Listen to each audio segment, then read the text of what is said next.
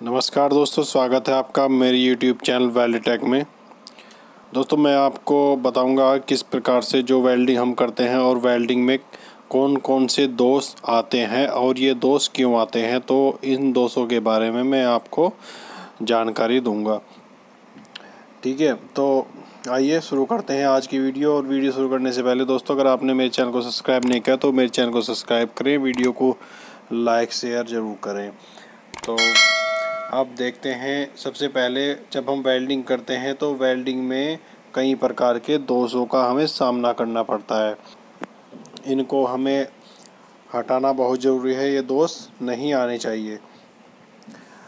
सबसे पहला दोष ज़्यादातर आता है बीड सही नहीं होना। तो दोस्तों, जो एक वेल्डिंग करने के बाद जो मेटल की जो परत जमती है उसको हम बीड बोलते हैं। तो जो हमारी वेल्डिंग बीड है, अगर वो सही नहीं है या कहीं टेढ़ी है या फिर कहीं ज़्यादा मटेरियल है और कहीं कम है, तो उसको हम बोलेंगे बीड सही नहीं होना।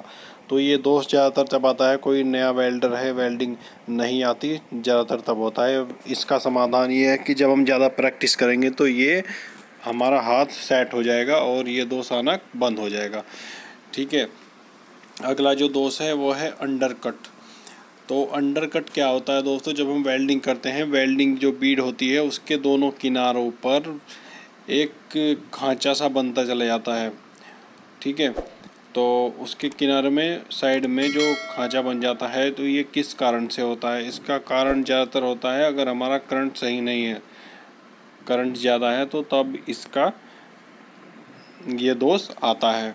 ठीक है, तो इसको हम अगर हटाएंगे तो हमें अपना वेल्डिंग की जो करंट है वेल्डिंग मशीन का, उसको सही तरीके से सेट करना पड़ेगा। नेक्स्ट है पिन होल।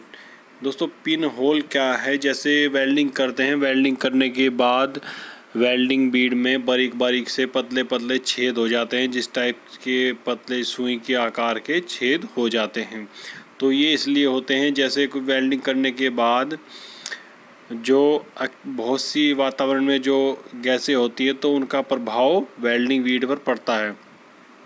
अगर हमारी इलेक्ट्रोड सही नहीं है तो ये पोरोसिटी का दोष तब आता है। ठीक है, या फिर अगर हम मिग वेल्डिंग करते हैं तो गैस ख़त्म हो गई या गैस का सही स्पीड नहीं है, गैस सही तरीके से नहीं जा रही है, तो सेटिंग सही नहीं है, तो ये दोष आ जाता है। ठीक है, बाहरी गैसों का प्रभाव वेल्डिंग पर पड़ता है, इसलिए ये पिन होल आते हैं। और जो पोरोसिटी है, पोरोसिटी और पिन होल में अंतर सिर्फ इतना है कि अगर एक दो होल बना हुआ है वेल्डिंग में तो उसको हम बोलेंगे पिन होल। अगर बहुत सारे होल एक ही जगह पर है उसको हम बोलेंगे पोरोसिटी। ये दोष भी वेल्डिंग में उसी के कारण आता है, बाहरी जो गैसें हैं उनके प्रभाव के कारण ही ये वेल्डिंग में आता है। नेक्स्ट है डिस्टोरेशन। डिस्टोरेशन दोष है टेढ़ापन बोलते हैं इसको हम। ये वेल्डिंग करने के बाद जॉब में अक्सर आ जाता है। ठीक है, तो ये दोष को हम किस तरीके से रोक सकते हैं? जैसे हम कोई बट जॉइंट बनाते हैं, हम पहले ही उसको थोड़ा टेढ़ा कर लेते हैं, तो जब वेल्डिंग हो जाती है तो वेल्डिंग में खिंचाव होने के कारण प्लेट अपने आप सेट हो जाती है बट जॉइंट में। ठीक है, क्योंकि ये एक धातु है तो धातु में खिंचाव होता है। या फिर हम उसको पहले से ही क्लैंप करके रख सकते हैं, जहाँ पर हमें वेल्ड करना है दोनों पार्टों को एक जगह क्लैंप करके नट बोल्ट के द्वारा रख सकते हैं, तो तब हम इसको दूर कर सकते हैं।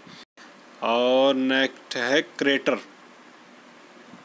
तो वेल्डिंग बीड पूरी होने के बाद लास्ट में जब हम वेल्डिंग को ख़त्म करते हैं तो एक गड्ढा सा बन जाता है।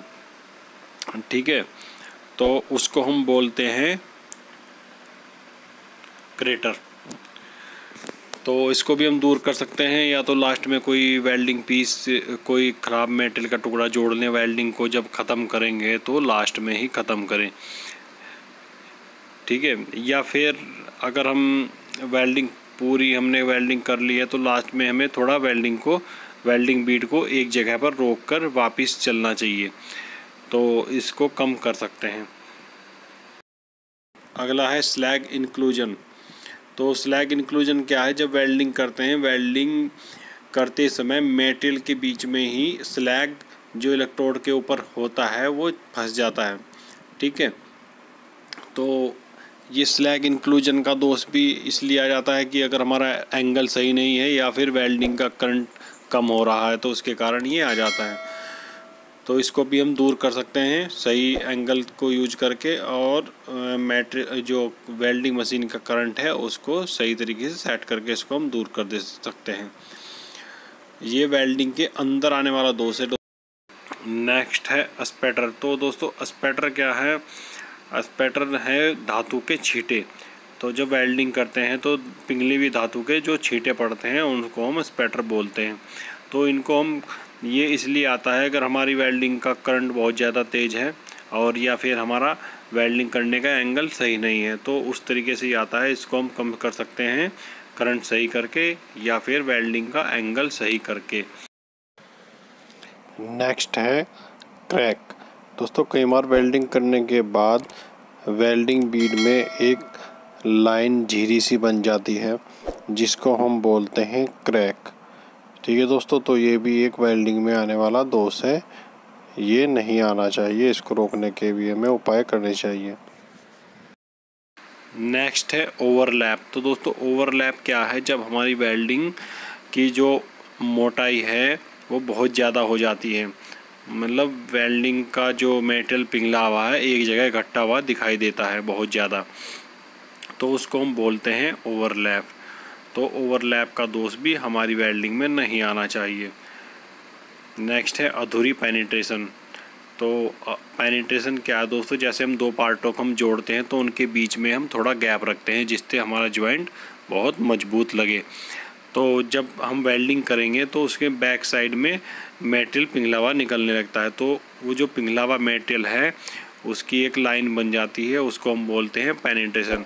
अगर वो पिघला हुआ मेटेरियल सही तरीके से नहीं हमारे जॉइंट में भरा तो जॉइंट अच्छे से नहीं लगता और जॉइंट लीक होने के चांस रहते हैं। इसको बोलते हैं, इस दोष को हम बोलते हैं अधूरी पेनिट्रेशन। तो पेनिट्रेशन सही तरीके से आनी चाहिए। ठीक है दोस्तों, तो आज की वीडियो में इतना ही। अगर आपको वीडियो अच्छी लगे तो वीडियो को लाइक करें और चैनल को सब्सक्राइब करें। वीडियो देखने के लिए धन्यवाद।